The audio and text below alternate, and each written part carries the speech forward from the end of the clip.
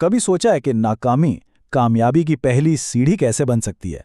आज हम Denzel Washington के एक ऐसे ही ताकतवर नज़रिए पर बात करने वाले हैं जो खतरात मोल लेने, नाकामी और कामयाबी के बारे में हमारी सोच को शायद हमेशा के लिए बदल दे। तो आइए इस गहरी सोच के सफ़र पर चलते हैं। हम सब ने ये बात सुनी है ना, कि भाई हमेशा कोई ना कोई प्लान बी तैयार रखना चाहिए, कुछ ऐसा जिस पर गिरने की सूरत में सहारा लिया जा सके। सुनने में तो ये बहुत अच्छा लगता है और नीयत भी अच्छी होती है इस मशवरे के पीछे।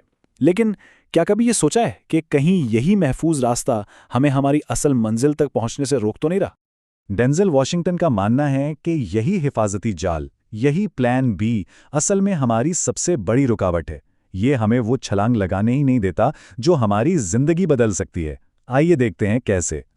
देखें, सहारे के बारे में सोचना एक तरह से अपनी सलाहियतों को महदूद करने जैसा है। डेंजल हमें नेल्सन मंडेला की एक बात याद दिलाते हैं कि छोटा खेल खेलने में कोई अजमत नहीं। अगर कुछ बड़ा सोचना है, कुछ बड़ा करना है, तो हमें इन छोटे छोटे खौफ से खुद को आज़ाद करना पड़ेगा। तो फिर ये आगे की तरफ गिरना है क्या? इसको ऐसे समझें जैसे कोई बच्चा साइकिल चलाना सीख रहा हो। वो गिरता है, बिल्कुल गिरता है, लेकिन हर बार गिरने से उसे बैलेंस करने का एक नया सबक मिलता है। डेंजल कहते हैं, अगर गिरना ही है तो पीछे की तरफ क्यों गिरें, आगे गिरें, ताकि कम से कम ये तो नजर आए कि आगे क्या आ रहा है। हर नाकामी एक अंजाम नहीं बल्कि एक सबक है। तो ये फ़लसफ़ा हमें दावत देता है कि हम खतरात मोल लें। यह हमें नाकामी के खौफ से आज़ाद होकर कुछ नया सोचने पर मजबूर करता है। सवाल यह है कि क्या हम वो खतरा मोल लेने को तैयार हैं जो हमारी ज़िंदगी बदल सकता है? ये 9 नुक्तों वाली पहेली बड़ी दिलचस्प है। ये हमें सिखाती है कि कभी कभी हल हमारी खुद बनाई हुई हदों से बाहर होता है। जब तक हम इन लकीरों को नुक्तों के दायरे से बाहर ले जाने की हिम्मत नहीं करते, ये पहेली हल ही नहीं हो सकती। और जिंदगी के बड़े मसाइल का भी यही हाल है। वो तभी हल होते हैं जब हम अपनी सोच के दायरे से बाहर निकलते हैं। लेकिन दायरे से बाहर सोचने का ये मतलब हरगिज नहीं कि बगैर किसी मंसूबे के छलांग लगा दी जाए। ख्वाब देखना ऐसा है जैसे पहाड़ की चोटी को दूर से देखना, लेकिन मकासद वो एक एक कदम हैं जो हमें उस चोटी तक पहुंचाते हैं। ख्वाबों को हकीकत बनाने के लिए ठोस मकासद का होना बहुत जरूरी है। तारीख उठाकर देख लें, दुनिया के सबसे कामयाब लोग वो थे जो सबसे ज्यादा बार नाकाम हुए। इनकी कहानियां हमें यही बताती हैं कि नाकामी कामयाबी के रास्ते में कोई रुकावट नहीं है, बल्कि ये खुद रास्ता है। चलें, बेसबॉल के एक अजीम खिलाड़ी रेगी जैक्सन की मिसाल लेते हैं। उनके नाम एक रिकॉर्ड है, और जानते हैं वो रिकॉर्ड क्या है? तारीख में सबसे ज्यादा बार स्ट्राइकआउट होने का, यानी खेल से बाहर होने का। कितनी बार? 2600 बार। जरा सोचें, 2600 बार नाकामी।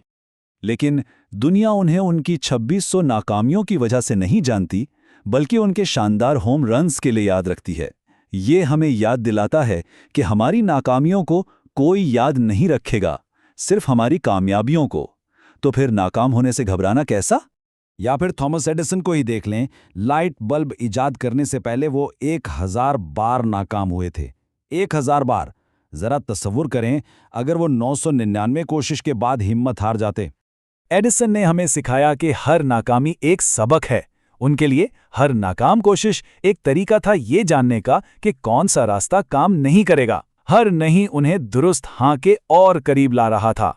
और डेंजल की अपनी जिंदगी उसकी बेहतरीन मिसाल है। वो एक ऑडिशन में बहुत बुरी तरह नाकाम हुए, लेकिन हिम्मत नहीं हारी। जरा इस एहसास का तसव्वुर करें, 30 साल बाद उसी थिएटर की स्टेज पर खड़े होकर कामयाबी हासिल करना जहां कभी बदतरीन नाकामी का सामना किया था। इस्तिकामत इसी को कहते हैं।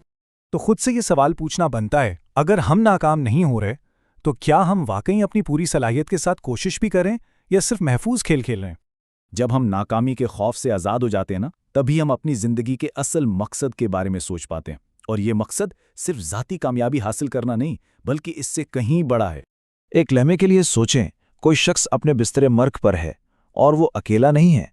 उसके इर्द गिर्द वो भूत खड़े हैं जो उन तमाम ख्वाबों, ख्यालात और सलाहियतों की नुमाइंदगी करते हैं जिन्हें उसने कभी दुनिया के सामने पेश ही नहीं किया। वो भूत उस शख्स से नाराज़ हैं, मायूस हैं। वो कहते हैं, हम तुम्हारे पास आए थे ताकि तुम हमें ज़िंदगी दो, लेकिन तुमने हमें अपने साथ ही मार डाला।